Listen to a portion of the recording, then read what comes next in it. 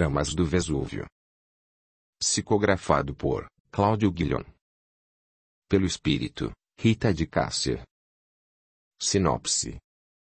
A história de redenção de Pôncio Pilatos, narrada pelo Espírito Rita de Cássia. Em Tramas do Vesúvio, conhecemos a história de Luderov, o espírito de Pôncio Pilatos, que passa por um julgamento semelhante ao que submetera a Jesus, há mais de 1800 anos. Nas páginas do livro, compreendemos que o amor, a solidariedade e a fraternidade acompanham os vaivéns da vida. Sem isso não seria possível para a humanidade a tão sonhada libertação do mal e o florescimento do bem. Audiolivro realizado pelo canal Surya Chand Audiobook. Para ver todas as partes de um audiolivro e todos os vídeos já postados, entre no canal e clique em playlist ou vídeos. Gratidão imensa a todos os membros do canal, e a você, que deixa o seu gostei, e comenta, e compartilha os vídeos. O seu apoio ajuda o canal a crescer, e é o meu maior incentivo. A gratidão é o caminho da evolução. Introdução. Em uma constelação de estrelas distantes, a milhares de anos-luz do planeta Terra, habitavam povos primitivos que, com o passar dos tempos, deram origem à raça humana. A constelação de Órion abrigava uma espécie semelhante à que hoje vive no planeta em que vós habitais e que, para todos os efeitos, originou-se em tremendo turbilhão de explosão galáctica, e com eles surgindo a espécie humana no seu físico atual, vindo a desenvolver-se, paulatinamente, por meio de adaptações genéticas, sugeridas pelos nossos mentores especializados para poder dar desenvoltura necessária à sobrevivência desta espécie aqui, no conceito de nosso Deus, ainda está em fase primitiva na escala de evolução planetária. Após milhares de anos que relatam uma evolução humana, lenta e cheia de percalços, eis que o Divino Criador determinou que os orientadores espirituais trouxessem estas criaturas das galáxias distantes para povoarem o planeta e iniciarem nele uma verdadeira evolução espiritual. Formaram-se, no orbe terrestre, os mecanismos necessários para o aporte dos instintos primários a evoluírem para espíritos mais aperfeiçoados. O Criador, como em outras regiões do universo, possui uma pleiade de espíritos ajudantes que formam, orientam e criam condições necessárias para cumprir a vontade divina. Estes seres da estirpe dos mais evoluídos tomam conta dos pequenos passos da humanidade em direção a Deus.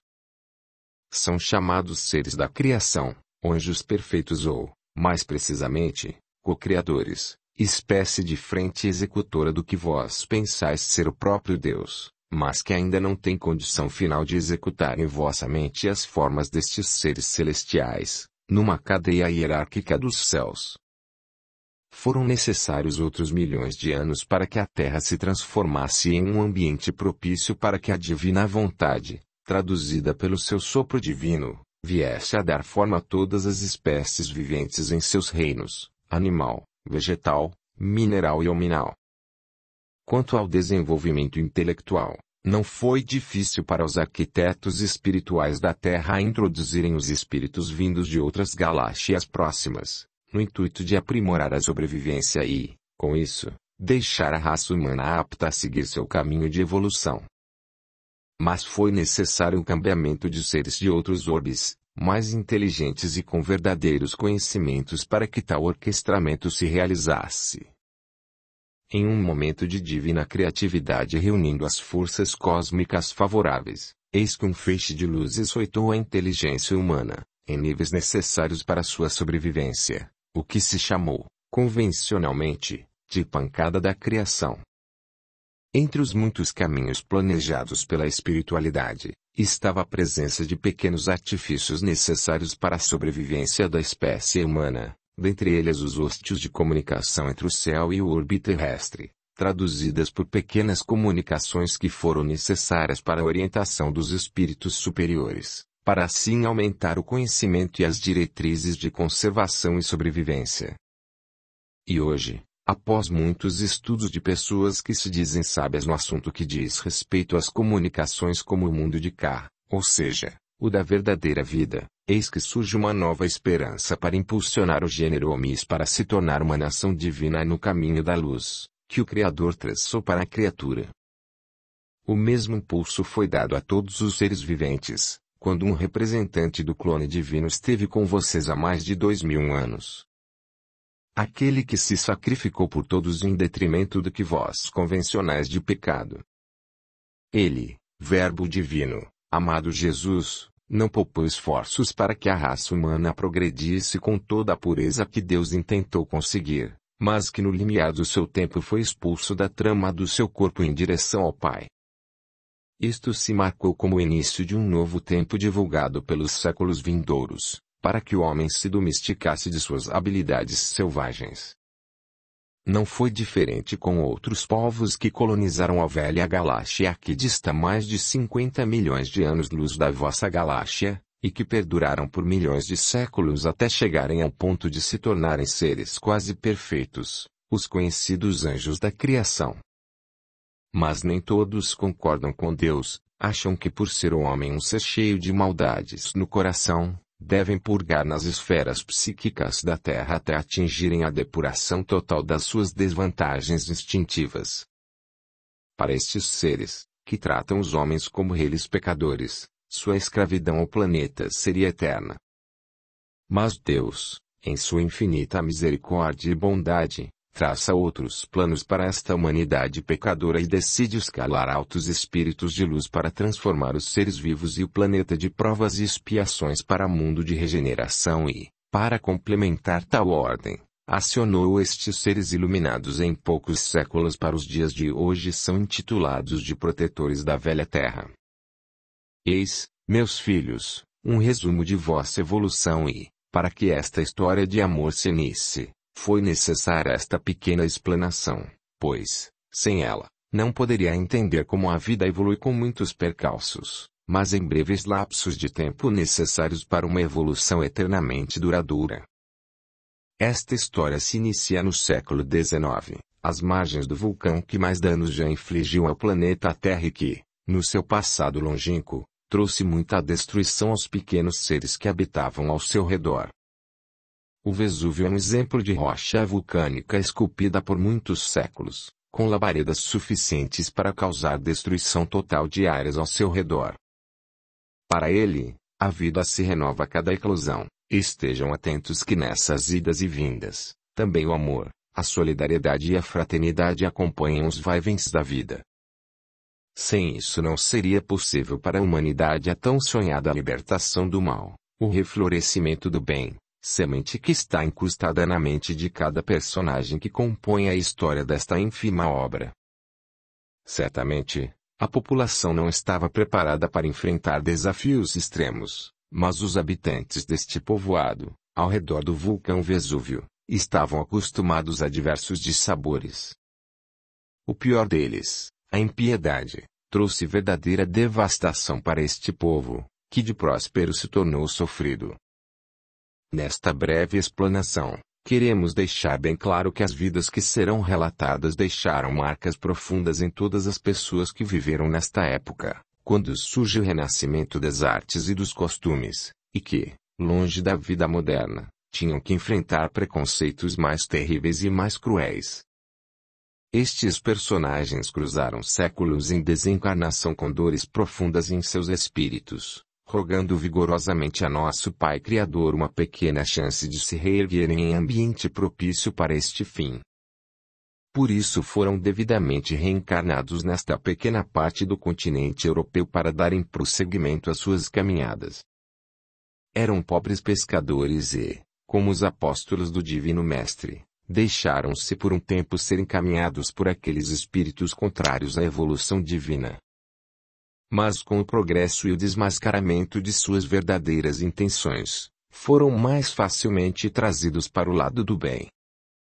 Queremos que, após a leitura da totalidade desta pequena obra, estejais preparados a distinguir, o mínimo possível, as ambições a que os seres devotados ao mal possam induzir a homens, nos pequenos ou grandes erros e, por conseguinte, saber que o Divino Mestre sempre vos acompanhará em direção ao Pai Criador, com mais pureza de amor.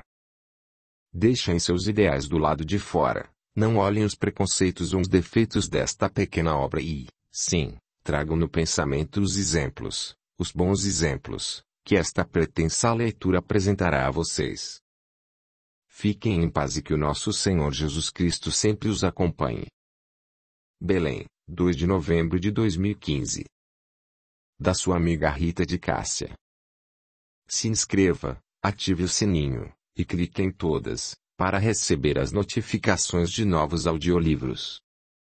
Deixe o seu gostei, o seu comentário, e compartilhe. O seu apoio ajuda o canal a crescer. A gratidão é o caminho da evolução. 1. Fuga dos Balcãs. Já passavam das 2 horas da manhã, quando eu e minha pequena família atracamos no porto de Nápoles. Éramos provenientes das regiões dos Balcãs, onde nascemos e constituímos uma família de modestos pescadores que, durante a grande depressão financeira que acometeu o Império Eslavo, pôde fugir em direção a outras paragens.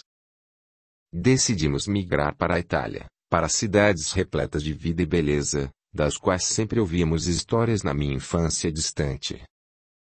Casei aos 19 anos com minha amada Pelenova. Depois de termos 2 filhos homens, decidimos partir para terras longínquas à procura de trabalho e esperança de um bem viver.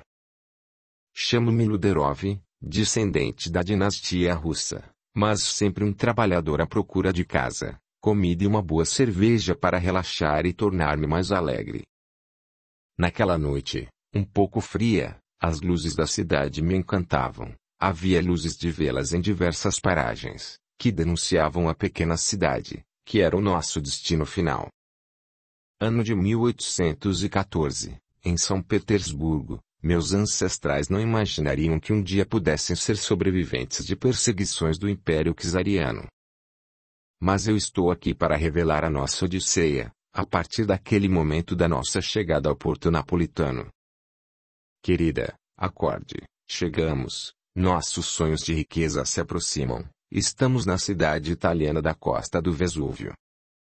Pare, Luderov, assim você acorda as crianças, veja como elas estão magras, cansadas e carentes de um bom sono. Mas precisamos desembarcar o mais rápido possível. Amigos nos guiarão a uma pousada. Não perca tempo. Nossos filhos não acordarão. Luderov, revolto, deixa cair um maço de papel ao chão em demonstração de seu mau grado da resposta ouvida. Tudo bem, se quer assim, que seja, mas depois não diga que não avisei sobre a necessidade de deixarmos logo este barco, que de habitação não tem nada. Minhas mãos estão calejadas de tanto esfregar o chão e o pouco dinheiro que nos resta não é suficiente para pagar as despesas finais que este comandante exigiu tanto de nós. Ademais, temos pessoas suficientes em terra que nos ajudarão a recuperar nossa dignidade perdida nos Balcãs. Ó querido, sei o que pensas, mas tem piedade de nossos filhos, já cansados desta jornada. O amanhecer será em breve e logo que o sol apareça deixaremos esta nau em direção ao mundo que quiser. Pelenova abraçou fortemente seu esposo e ambos se beijaram com muito carinho. Ao amanhecer, aquela família deixa o barco, sem antes ser cobrada em seus últimos centavos pelo austero capitão romeno, que não deixava nada passar despercebido. Descendentes dos Balcãs, não tinham nenhum direito à embarcação, somente o mínimo de água, pão e alguns poucos salgados. Eram quase escravos, pois tinham que pagar pelo transporte, com suor e lágrimas, as suas passagens. Luderov, sabendo disso, não se opôs às regras do velho capitão, último bastião de esperança para fugir do castigo de ter nascido em região tão pobre e desprovida de meios suficientes de sobrevivência. A pesca e a criação de gado não eram suficientes para o sustento da família. Havia períodos de abundância e outros de tremenda escassez de todos os tipos, de objetos e comida, necessários para a sobrevivência humana, sem contar com o grande e rigoroso inverno, que deixava pessoas mortas ao longo do seu tempo. Tudo era devastação. Quando o verão chegava, Apenas alguns poços de água traziam o alívio da rude sede que todos sentimos. Portanto, a única saída que tínhamos era emigrar para outras regiões mais promissoras. Nossos vizinhos já haviam partido vários anos antes e deixaram recado para segui-los em direção a outro continente onde as esperanças seriam renovadas. Recebemos uma pequena carta de um velho amigo, Sr. Turleon, que relatando a sua nova terra, nos deixou animados para partir dos Balcãs em direção incerta, mas de certo que aquele solo não mais pertencia à família Luderov, deixada por meus avós, mas que agora nada tinha de atrativo para continuar naquelas terras. Saímos próximos do Natal, e remamos em direção às encostas para procurar uma embarcação que nos direcionaria a outras terras, menos a Rússia, onde já não tinham esperanças de boas-vindas. A primeira nau a partir tinha como destino a América do Norte, mas, já lotada de emigrantes, não foi possível nos alojar. Só restou aquela pequena, mas útil embarcação, a nos levar a novos sonhos, novas plagas. Deixamos o porto já no ano novo, partindo em direção ao Mediterrâneo e depois a áreas menos povoadas do litoral da região napolitana. Eram terras ricas em alguns minérios, mas pobres em cultivos, já que o vulcão Vesúvio sempre expelia lavas incandescentes, deixando todos preocupados, mas nossa intenção era assim que aportasse o navio, procurássemos emprego, para tirar nosso sustento, afinal, para um casal de boa aparência e grande vigor físico, de seus 32 anos, não deveria ser difícil encontrar um bom emprego. Já passava das 8 horas da manhã, um senhor de nome Sodré deixa um pequeno bilhete na saída da nau, oferecendo emprego de carregador em uma taberna, para pessoas que tivessem físicos suficientes para carregar barris de cerveja e rum. Logo me voluntariei e fomos todos juntos à procura da tal taberna. Logo na esquina deste estabelecimento, percebi o quanto esta área era degenerada. Havia bêbados e prostitutas a oferecer, em plena luz do dia, seus serviços a marinheiros solitários. Pelenova sentia-se mal em observar aquelas paisagens.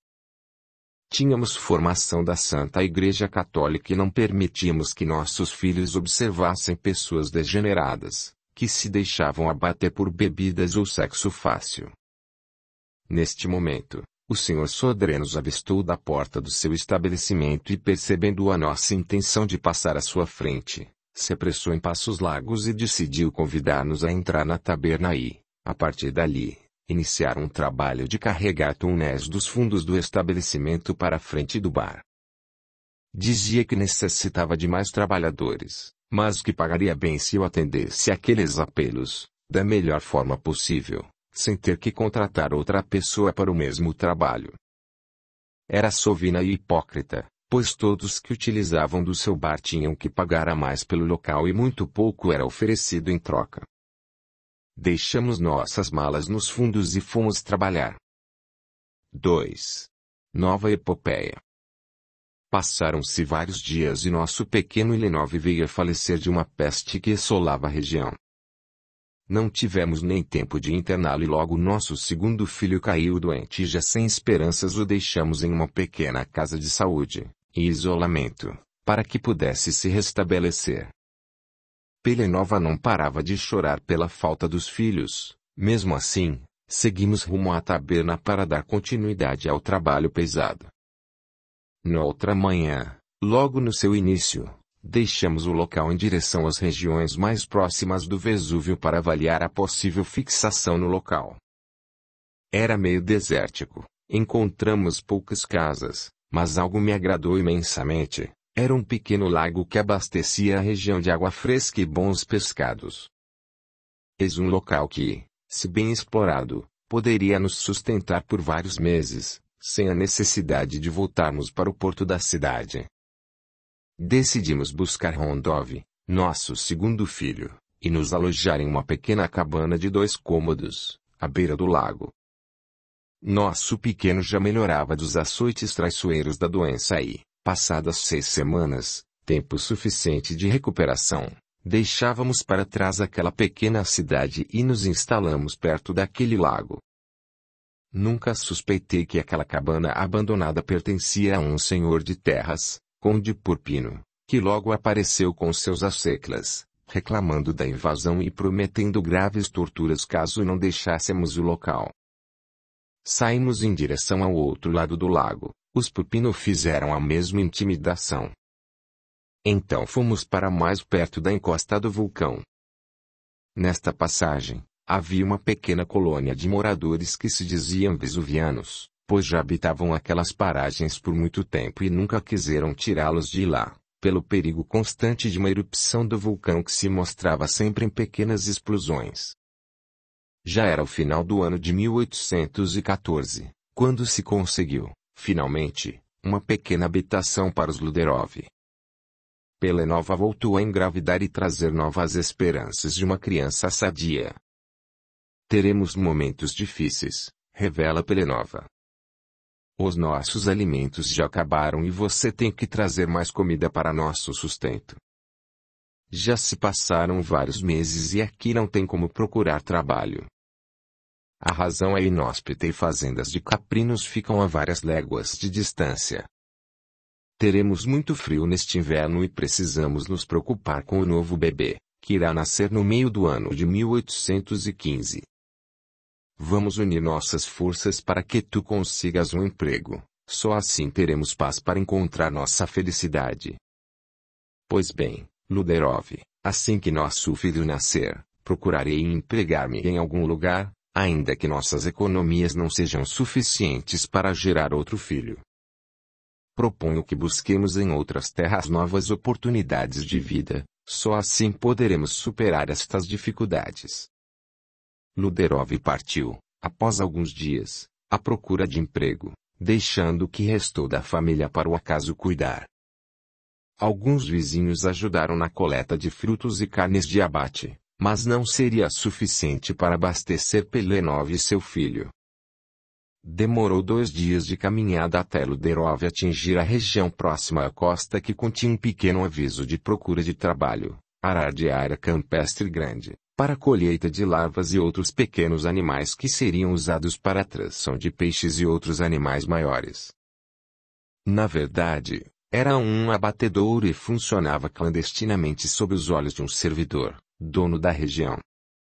Olegar era o supervisor que administrava aquelas terras, cuja posse fora outorgada pelo príncipe da região, em reconhecimento aos bons serviços prestados. Logo que acertou o seu trabalho, Luderov retornou à região das montanhas e levou Pelenova para o novo lar.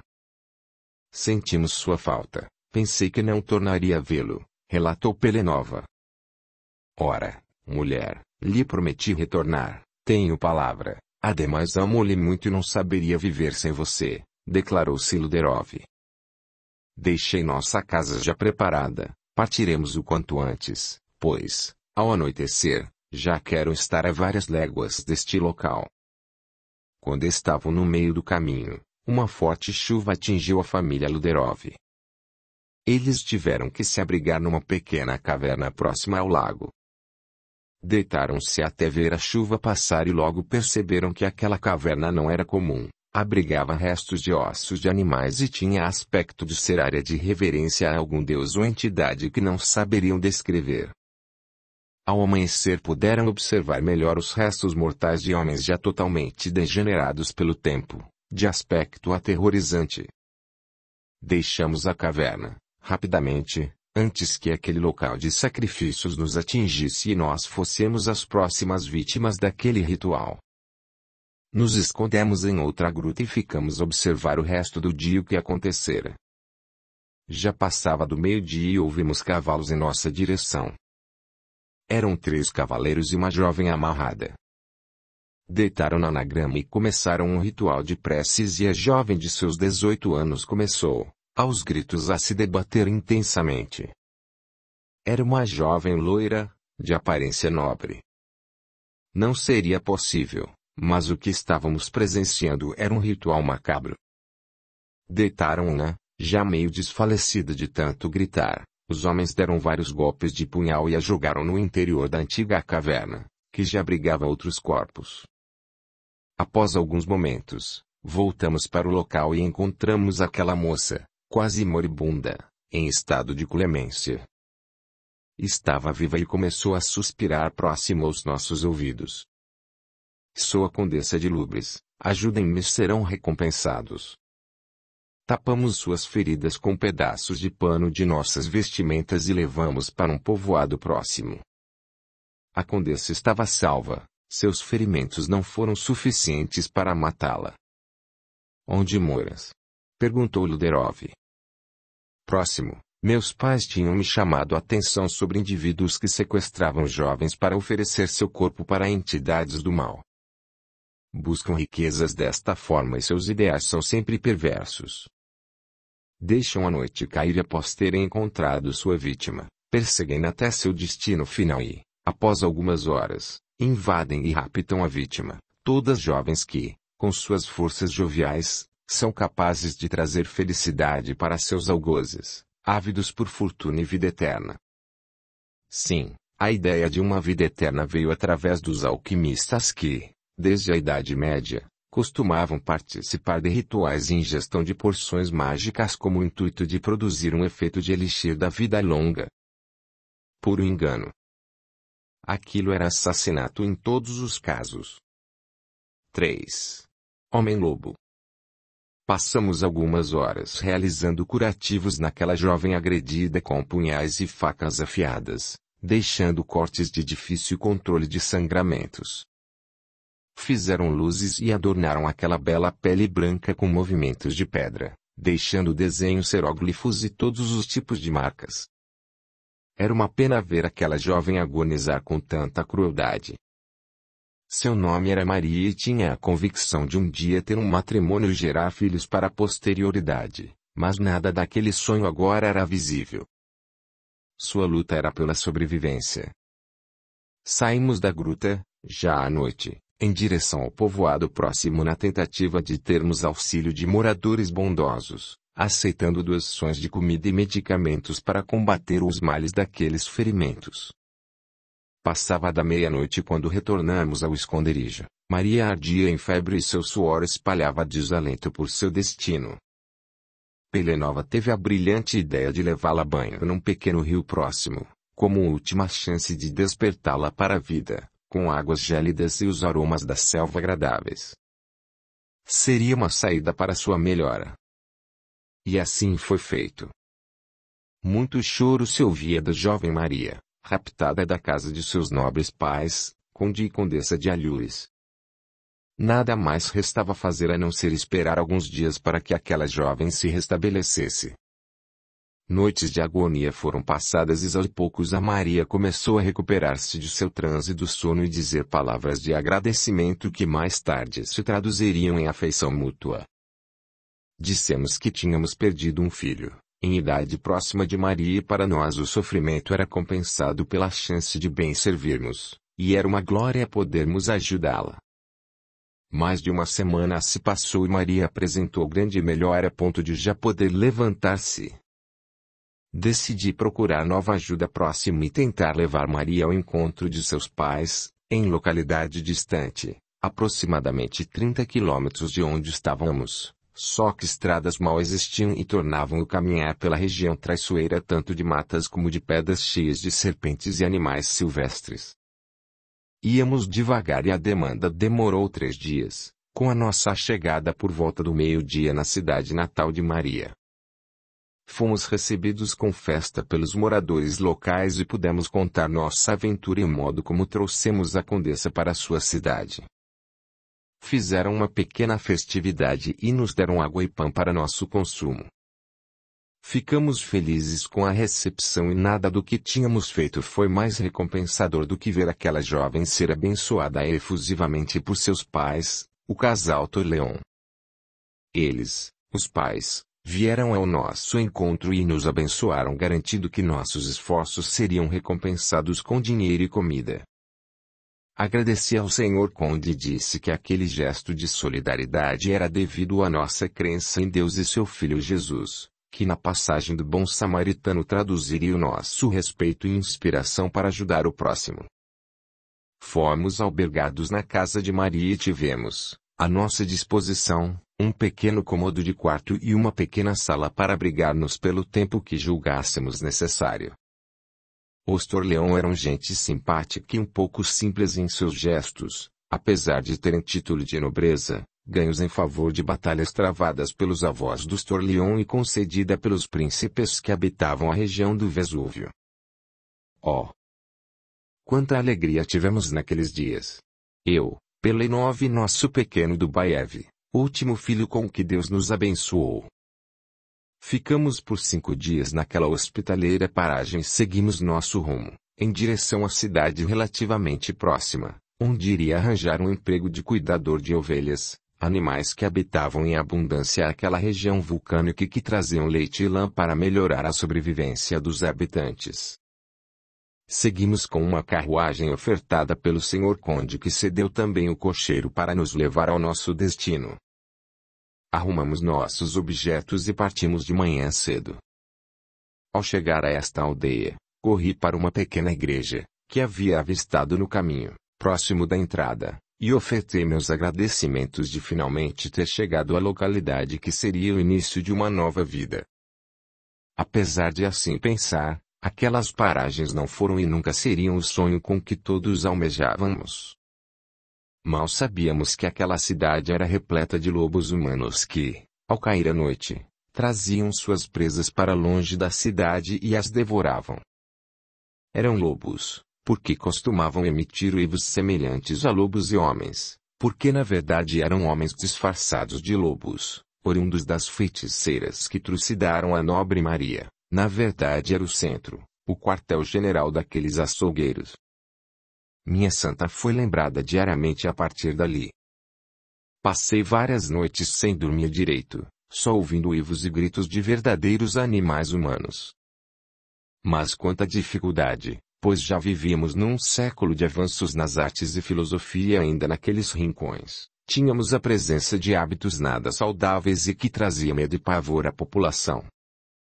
O pároco da igreja, em sua preleção do domingo, pediu que nós vivamos para repelir forças do mal que habitavam aquela cidade, mas nada adiantou, pois o medo e a covardia se apoderavam de todos os habitantes do povoado, a não ser de nós, forasteiros de terras longínquas dos Balcãs, dispostos a enfrentar tudo e a todos que se opusessem em nosso caminho. O senhor pároco decidiu convocar outra reunião para tentar formar um grupo de caçadores e destruir aquela comunidade de pseudo-lobos que tanto aterrorizava os viventes da área. Logo me voluntariei para compor este grupo de defesa da comunidade, alistando-se outros companheiros com o mesmo ideal. Passamos a ser chamados de caça-lobos, formados por 6 homens mal preparados, mas com força de vontade suficiente para derrotar aqueles selvagens que tanto assustavam os pobres moradores de Prestes, cidade de 450 habitantes que, na época, viviam à base da criação de ovelhas e outros animais, cidade com falta total de um administrador probo, que honrasse seu vice-rei. Não estavam acostumados com outros tipos de colonos, vindos de outras plagas, cheios de ideias como nós.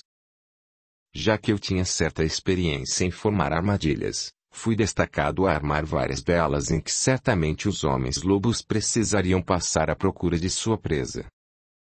Deixamos vários objetos de valor para atrair aqueles delinquentes e passamos muitas noites em vigília para pegar os marginais.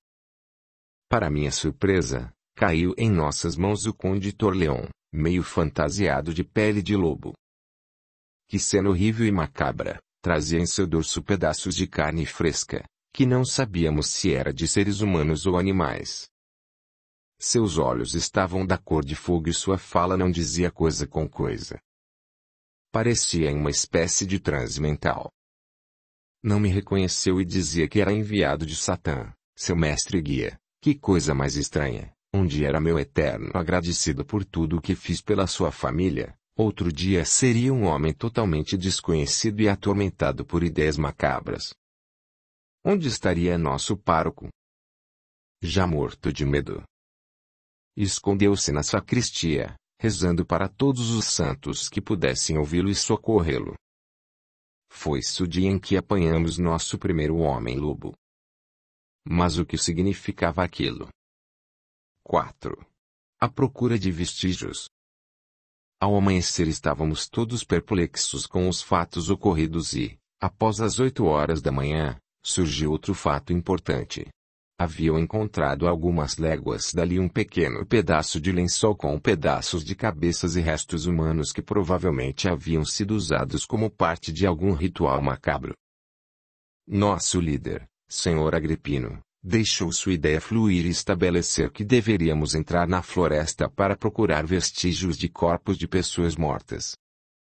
Então formamos duplas e cada grupo tomou um rumo diferente floresta adentro.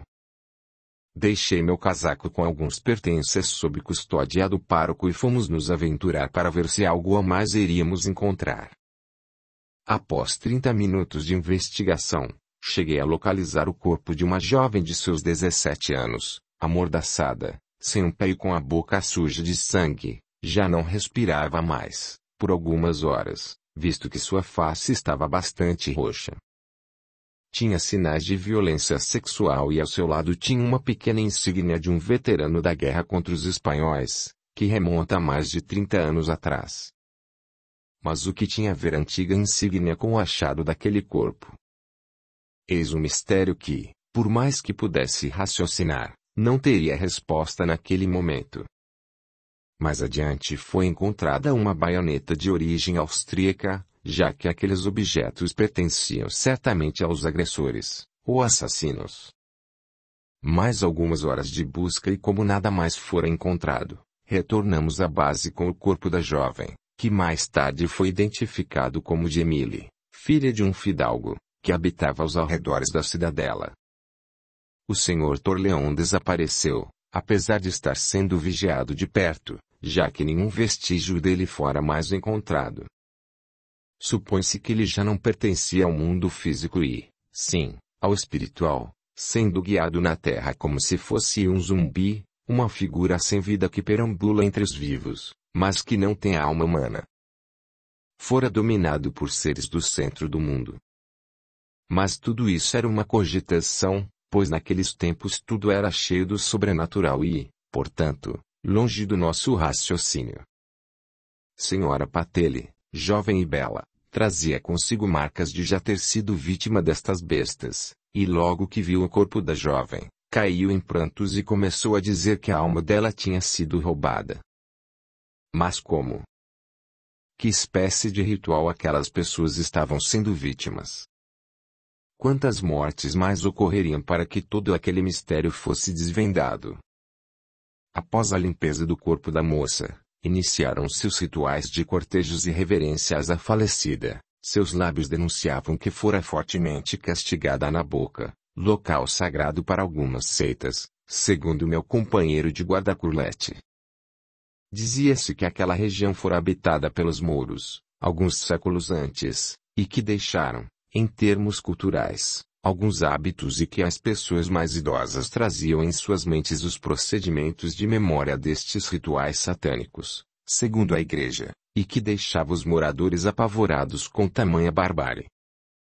Deixamos o local do leito já não aguentando toda aquela situação, fui para um sofá, próximo à saída do velório, e dormi por algumas horas, sendo despertado pelo meu companheiro de guarda que, assustado, relatou que várias pessoas, que se intitulavam defensores da cidade, formaram um grupo armado e foram em direção à floresta à procura de novos indícios que denunciavam os agressores daquela jovem. Localizaram um véu da moça, pois tinha aspecto colorido e nada mais encontraram. Já era de tarde e logo a jovem fora sepultada com honraria de estadista. Até flores silvestres, raras na região, foram depositadas ao lado de seu corpo. A noite chegou e novos uivos foram ouvidos a certa distância. Eu e minha família nos retiramos para um albergue, para poder descansar um pouco e quem sabe voltar ao trabalho no dia seguinte. Deixar o seu lar em busca de aventuras era um sonho dos mais jovens. Assim, vários contemporâneos meus deixaram suas casas e famílias para descobrir o mundo, e eis que nem todos conseguiram chegar ao fim de sua aventura com esperanças de uma vida melhor. A maioria se separava de seus ideais e acabavam presos em celas, por terem causado transtornos na vida das pessoas. Fora o caso de alguns amigos meus, que sumiram após os desastres naturais ou conflitos bélicos. Deixemos as lembranças de lado e nos concentremos na vida daquele povo. Sempre com muita positividade por parte daqueles italianos, realizamos a travessia do lago próximo com a ajuda de um pequeno barco, até a localidade próxima no porto de Bresciere. Todos os moradores chegariam por meio de seus portos. Sr. Gustave, dono da embarcação, nos deu um alerta a respeito do acontecido com seus amigos. Todos tinham filhos e quase todos já haviam partido em busca de novas terras. Se sentiam ameaçados com aqueles assassinos brutais, mesmo do outro lado do lago, as notícias não paravam de chegar. O padre limitava-se a dizer que aqueles massacres aprazados nos corpos das vítimas tinham um significado importante, mas não sabia do que se tratava. Em um lado do corpo parecia sinais de estrelas. Em um outro parecia aspecto de animais terrestres, mas nada concreto. Fiquei atento à explicação de um jovem moço, próximo a mim. Quando vão parar estas matanças? Ela era minha amiga e agora a vejo em um túmulo. Então o que farás? Todas as noites de setembro os animais se aproximam do vilarejo e arrancam suas vítimas, à força. Eram zumbis, ou animais sem controle, eis a dúvida, não se tinha conseguido apanhar nenhum espécime. Meu parceiro sugeriu que na próxima noite abandonássemos o nosso lar e partíssemos para a cidadela próxima, rica em relatos desses seres sem alma, e como seria para apanhá-los. Não tínhamos recursos para mantê-los presos. O certo era matá-los e levar pelo menos a cabeça, que certamente valeria muito. O Sr. Torleon desapareceu e isso não saía da minha cabeça. Tão nobre, como poderia ser um zumbi? Decidi não esperar meu companheiro de ronda e parti em direção mais ao norte e aproximei-me de um casebre sujo e escuro. Nada havia no seu interior, nem água ou comida. Ao deixar o local, deparei-me com um sujeito arrogante que, no alto de seus 29 anos, trazia um ferimento próximo à boca, semelhantes aos que foram produzidos na Emília. Fitei aquele rapaz que, sem esforço, trazia longos objetos, capazes de fazer o ferimentos graves se fosse agredido com eles. Novamente o sol se pôs, dando lugar a uma bela noite de luar. O que não imaginávamos era que aquela noite seria repleta de novos acontecimentos provenientes daquela floresta sutil e cheia de mistérios. Resolvemos tomar um chá e esperar as horas avançarem. Meu amigo tomou posição de guarda e ficamos atentos aos movimentos que vinham na direção do escuro matagal.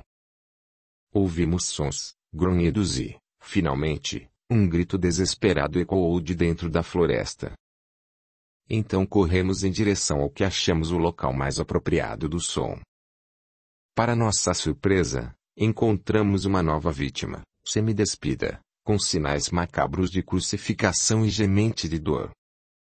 A moça de uns 20 anos dizia-se adepta da seita satânica, comandada pelo tal Sr. Noem, morador de mais de 20 léguas do local. Noem fora rico e nobre, mas, após um acesso de loucura, desapareceu, sem deixar vestígios, já havia mais de 5 anos. Seus parentes empreenderam diversas buscas, mas não tiveram êxito. E agora aquela jovem dizia-se adepta e vítima deste fascínio Noem? Que tipo de seita era aquela e qual o seu objetivo? Somente mortes, sacrifícios, torturas ou marcar a pele de jovens moças. Eu não entendia nada, até que, após várias horas, nosso pároco resolve contar a todos da cidade a antiga lenda que viera a saber de seus ancestrais, que também viveram próximo ao Vesúvio e que talvez fosse um elo que descortinasse os fatos ocorridos e as dores que todos passaram a sentir após aquelas descobertas macabras. O que eu estaria fazendo ali? Longe do meu povo, sem amigos e agora com o mais forte dever de proteger a mim, Minha família e quem sabe até a nossa consciência, pois diziam que aqueles espíritos tomavam conta do nosso corpo e da nossa alma. Audiolivro realizado pelo canal Surya Chand Audiobook. 5. Áreas descobertas. Luderov ficou aflito com passos em sua direção saídos da floresta macabra, e à sua frente, surgiu um grupo de atiradores da polícia montada da região. Não se preocupem, sabemos dos fatos ocorridos nesta cidade e fomos convocados pelo príncipe Nestor a dar um suporte contra os boatos que ocorreram. Como se chamam? Grupo Voluntário de Reconhecimento Tático. Nome bonito, pensou Luderov ao mesmo tempo desconfiando daqueles homens que aparentavam meia-idade, já diferente de jovens alistados a serviço dos governantes. Estejam à vontade, disse Luderov, somos um pequeno grupo que está ajudando nas buscas de pessoas desaparecidas nos últimos 15 dias. Nos despedimos com uma saudação e o grupo de soldados voltou ao centro da floresta para continuar sua busca. Eu e meu parceiro ficamos dialogando. É estranho, não achas? Indaguei. Nunca vi estes homens antes e já se intitularam investigadores do caso. Sim, também achei, respondeu seu parceiro. Eles tinham um cheiro estranho de animal que falta com sua higiene. Não vamos pensar mal, disse ao meu parceiro. Fiquemos em guarda e observemos com detalhes todos os fatos. À noite, acampamos. Luderov e seu parceiro ficaram atentos, mas logo o cansaço os abateu e caíram em um sono. Foram despertados com um grito forte vindo do interior da floresta. Você ouviu isso? Falou Luderov. Sim, o que está acontecendo? Disse o seu parceiro. Não sei, mas acho que devemos entrar mais próximo desta floresta e averiguarmos o que está acontecendo.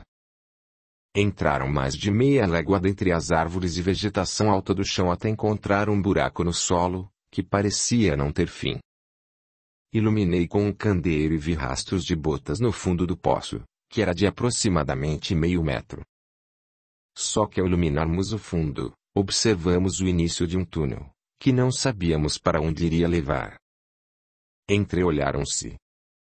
Luderov argumentou ao seu parceiro que seria melhor descer e observar até onde iria dar aquele túnel. Não sei não, Luderov, acho que devemos retornar à nossa base e esperar amanhecer para sabermos do que se trata. Ficaram pensando até que Luderov resolveu dar uma espiada no fundo para ver o que iria descobrir. Passaram 2 minutos e Luderov entrou no túnel, com aspecto de boca larga, e se surpreendeu com o que viu, pois aparentemente não tinha fim, nem sabia onde iria parar. Parceiro, acho que você tem razão, não é por medo, mas isto não tem fim e se eu entrar aí, posso não saber sair. Melhor voltarmos e falarmos para os outros companheiros sobre a nossa descoberta.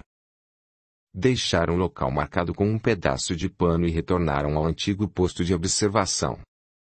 Tudo corria bem até ter sido anunciado outro assassinato, agora entre um membro da comunidade católica, que todos os domingos ajudava a conduzir as missas.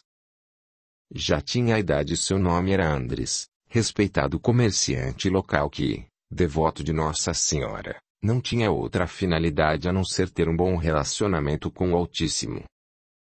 Fomos até ao local da execução e para nossa surpresa, seu corpo tinha marcas satânicas observadas nas outras vítimas, que eram do sexo feminino. Este era o primeiro homem a ser assassinado. Voltemos ao nosso raciocínio, pensou Luderov. Na noite anterior a vítima feminina na floresta, hoje uma vítima masculina próxima à cidade, com bocas sujas de sangue e peles marcadas. Realmente aquilo não fazia sentido. Ultimamente, os habitantes da aldeia faziam comentários sobre um grupo de zumbis ou animais meio-homens. Pura lenda, pensei, mas qual seria o interesse daqueles assassinatos? Lembrei de nossa descoberta e resolvi voltar imediatamente ao local marcado, onde encontramos o buraco. Quem sabe entrando um pouco nele poderia descobrir algo. Meu parceiro relutou com minha disposição, mas aqueceu, levando em conta toda a situação. Fomos, mas armados com pequena lança e uma faca de proporções modestas. Ao chegar ao local, notei que o buraco havia, como por encanto, se fechado mais, mas ainda havia a possibilidade de penetrá-lo. Desci com todo cuidado e entrei no túnel me esgueirando. Percorri vários metros adentro até atingir uma pequena galeria, que estava vazia, apenas tinha um jarro contendo água escura, com cheiro forte. Deixei aquilo e continuei. Parecia que o caminho debaixo daquele solo arenoso não tinha fim. Iluminei e forcei ao máximo minha visão e decidi retornar, já que poderia me perder. Com muito esforço voltei, já que havia percebido um certo estreitamento daquela passagem. Mas o que significava aquilo? Um túnel que fecha sozinho. Certamente era habitado, já que além das marcas de sapato havia aquele recipiente suspeito. Nada poderia comparar com histórias obscuras de mortes e fugas, já que não encontrei a presença de ninguém no local. Meu companheiro surgiu preocupado com minha aventura e sentiu-se aliviado de ver-me aparecer na boca daquele túnel. Então, Luderov, o que foi que viste? Praticamente nada, só um recipiente de barro. Notei que este túnel não tem fim visível. Acho que amanhã deveremos retornar durante o dia e averiguar novamente a possibilidade de ser meio de fuga de alguém que queira se esconder. Foram embora sem a convicção que aquela passagem era ou não algo de importante para desvendar aqueles assassinatos sem lógica. Retornamos ao grupo e fizemos um breve relato do ocorrido. Todos se entreolharam e começaram a relatar uma espécie de lenda da região. Era uma vez, dois povos que se respeitavam e faziam oferendas a deuses comuns a eles. O povo A deu como oferta um barril de vinho para sua entidade divina, e o povo B forneceu um punhado de animais já sacrificados. Diz a lenda que o chefe dos mortos surgiu do fundo da terra e arrastou com voracidade todos os que haviam ofertados as oferendas e deixou-os no local, intactos. Os moradores do povoado A e B foram tragados para debaixo da terra, de modo único e, apesar dos gritos, não se viu como eles tiveram este fim e nem como aconteceu este fato mágico. Só sabem os sobreviventes que eles nunca mais foram vistos e nem se teve mais notícias ou se eles voltaram para suas cidades. Ficou a crença que uma besta que mora próximo do Vesúvio os engoliu, para nunca mais retornarem. Mas que crença difícil de entender, disse Luderov. Relatou seu companheiro, já faz mais de 1000 anos esta crença sempre esteve forte no pensamento desses aldeões. Fiquemos atentos e programaremos outro retorno amanhã, agora mais preparados com cordas e armadilhas. 6. O povo zumbi. A lenda. A expedição que Luderov pretendia fazer explorando aquele túnel já tinha sido tentada outras vezes, mas por exploradores caça-fantasmas do século XVIII, pois eles já tinham tido conhecimento da lenda dos zumbis perdidos. Há 1100 anos antes, pelo ano de 700 d.C., 10 moradores de uma cidade próxima, que se localizava às margens da base do Vesúvio, elaboravam uma festa em favor dos dias de luz em que o vulcão não entrara em erupção, visto que suas explosões levavam poeira suficiente para o ar, tornando-o mais poluído e impedindo que a radiação solar atingisse suas plantações próximas. A cidadela era banhada por um pequeno rio que abastecia a região, um lindo riacho com águas cristalinas. De lá o povo tirava seu sustento e o restante vendiam para povoados próximos. Esta cidadela, já perdida nos mapas atuais, se chamava Cordolessa. Possuía cerca de 120 habitantes que, de tão rudes, não sabiam as regras da leitura. Eles tinham somente a intenção de procriar, e fazer com que suas famílias sobrevivessem aos invernos rigorosos da região. Um chefe do povoado ditava as ordens, e era considerado o líder espiritual do grupo. Não acreditavam em um Deus único e, por isso, pensavam que as influências do vulcão eram devidas aos agradecimentos oferecidos ao Deus Sol. Entre eles havia um rapaz muito destemido de nome Raum, de origem escocesa, que convivia com os romanos sem queixas, já que era tratado como um semi-escravo. Certa manhã, ao procurar abrigo de um dia ensolarado, encontrou ferramenta de difícil significado, com desenhos em sua peça, levou o objeto ao chefe da comunidade, que traduziu como se pertencesse a civilizações antigas que haviam habitado a área. Mas o que realmente isso significava? Uma luz, com animal tipo cordeiro, uma adaga, cercado por um quadrado. Era de formato espiralado e possuía pontos finos nos dois extremos. E para que servia? Foi quando, na mesma noite, Raum foi cercado por figuras estranhas que tomaram o objeto de sua mão e seguiram em direção a Vesúvio e desapareceram. Raum, ainda não conformado, deixou o vilarejo desacompanhado em direção ao vulcão, seguindo a mesma trilha daquelas figuras. Então ele caiu em um buraco de pouca profundidade e sai no outro lado do vulcão Vesúvio. Ao sair, deparou-se com figuras inóspitas, rostos pintados, mau cheiro local, com ferramentas semelhantes à que ele havia encontrado. Imediatamente tentou voltar, por uma queda em vertical, mas foi localizado pelo bando e levado para uma gruta cheia de ossos humanos. Raum estremeceu e deixou sua imaginação alçar voo. Pensou que seria um grupo de canibais procurando presas para sua alimentação. Estava tremendo de medo e fora obrigado a comparecer a um ritual de matança de animais. Viu várias ovelhas serem devoradas a sangue frio, sendo que estes animais pareciam dóceis e não ofereciam nenhum tipo de resistência, pois estavam entorpecidas. Logo deram a carne desses animais recém-abatidos, comeu e sentiu-se mais forte, só que sua pele começou a se transformar até tornar-se azul escura. Era o início de uma metamorfose.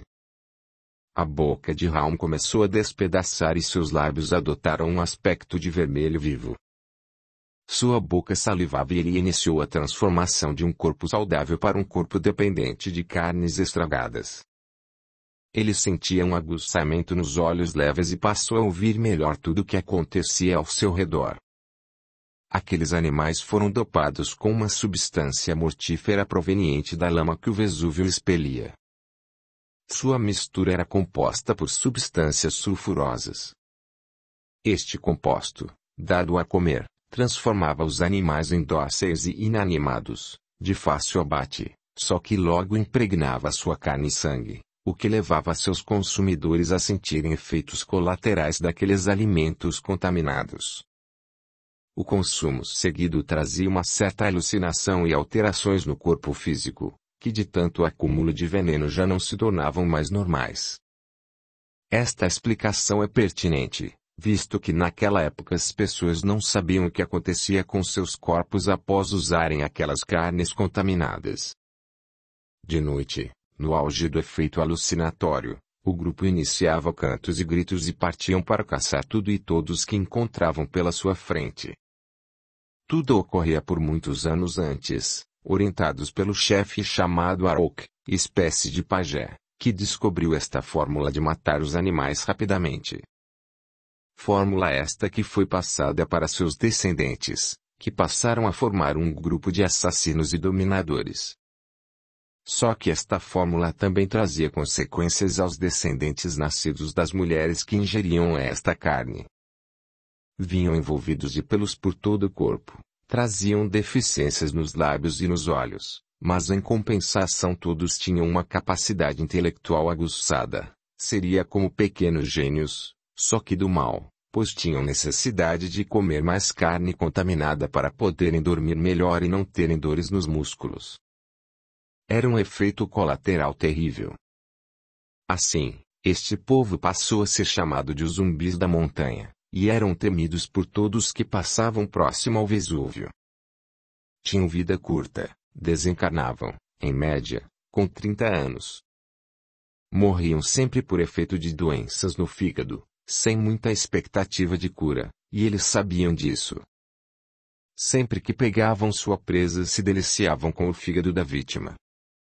Raul ficou na expectativa do que aconteceria com ele, mas logo foi salvo por uma condição que esses selvagens não conheciam. Sua pele logo voltou ao normal e todos lhe reverenciaram, pois achavam que era um deus, que não sofria com os venenos colocados na carne dos animais. Ritual à parte, todos se recolheram, com exceção de um pequeno grupo que comandava a tribo. Raul determinou que lhe trouxessem mais alimentos, pois sentia fome e a contaminação não lhe fazia mal. Raul, então, traçou um plano para se dar bem. Começou a usar aquele povo para procurar riqueza próxima ao vulcão, pois sabia que muitos tesouros poderiam estar escondidos embaixo daquelas lavas solidificadas com o tempo. Mandava quebrar vários sítios que apresentavam casas soterradas do passado e conseguia encontrar vários objetos da antiguidade romana. Tais sítios foram invadidos por esse povo bárbaro e transformado em mero comércio. Raul os trocava com os comerciantes que vinham à procura dos objetos perdidos embaixo da terra. Poderia-se dizer que Raul era um explorador arqueólogo das épocas antigas. Só que as doenças e o mau cheiro que aquelas escavações produziam deixavam o povo zumbi preocupado. Se Raul fosse realmente um deus, aquilo não aconteceria. Em uma manhã, Raul acabou executado por aqueles bárbaros, porque trouxera mais desavenças do que progresso. Assim termina a história de Raul e inicia a trajetória dos zumbis que também aprenderam a lidar com o comércio. Também costumavam comer pessoas que encontravam em sua rota, caso não agradassem aos seus anseios. Esta é a verdadeira história deste povo.